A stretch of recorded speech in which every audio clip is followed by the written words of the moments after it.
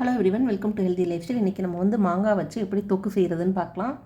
அதுக்கு ஒரு 5 மாங்காய் எடுத்து நல்லா தோலை சீவிட்டு ரெடி பண்ணி வச்சுக்கலாம். அப்புறம் இதுக்கு ஒரு 30லேருந்து 40 காஞ்ச மிளகாயை வெயிலில் காய வச்சு எடுத்து வச்சுக்கோங்க. இது மாங்காய் எல்லாமே தோல் சீவியாச்சு.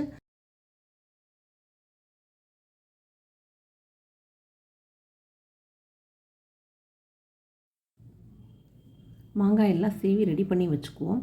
இது ரெடி பண்ணி வச்சுட்டு அதுக்கப்புறம் நம்ம காய வச்ச காஞ்ச மிளகாயெல்லாம் எடுத்து மிக்சியில் பவுடர் பண்ணி எடுத்து வச்சுக்கலாம். அதையும் தனியாக மிளகா வெயிலில் காஞ்சதை காம்பை கிள்ளிட்டு மிக்சியில் பவுட்ரு பண்ணிக்கோங்க.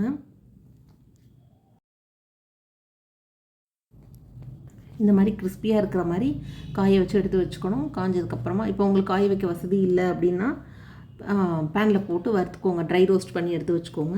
இதெல்லாம் காம்பை கிள்ளிடுங்க. நல்லா உடச்சாலே நல்லா வந்துடும். அதுக்கப்புறம் இது தனியாக இருக்கட்டும். அதுக்கப்புறம் நம்ம பேனை ஸ்டவ்வில் வச்சுட்டு அதில் கொஞ்சமாக எண்ணெய் ஊற்றிக்கோங்க. ஒரு 4-5 டீஸ்பூன் எண்ணெய் ஊற்றி கடுகு 2 டீஸ்பூன், பெருங்காயம் கொஞ்சம் போட்டு வெந்தய பவுடராக போட்டுக்கோங்க. அதெல்லாம் போட்டு தாளிச்சுக்கோங்க.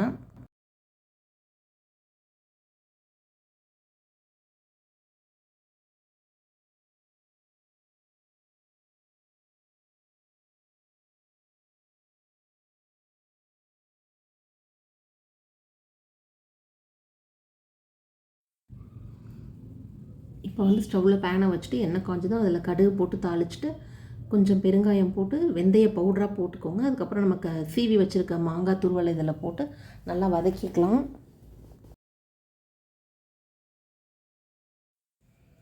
இப்போ எல்லா மாங்காயும் ஆட் பண்ணிவிட்டு இதை நல்லா கொஞ்சம் நேரம் வதக்கிக்கலாம். ரொம்ப வதக்க வேணாம், கொஞ்சம் நல்லா வதக்கிட்டு இது கொஞ்சம் வதங்கினதுக்கப்புறமா இதில் நம்ம தேவையான அளவு உப்பு போட்டுக்கலாம். நான் இந்த காரத்துக்கு ஏற்ற அளவு உப்பு நாங்கள் போட்டிருக்கோம். நீங்கள் அதுக்கு தகுந்த மாதிரி போட்டுக்கோங்க.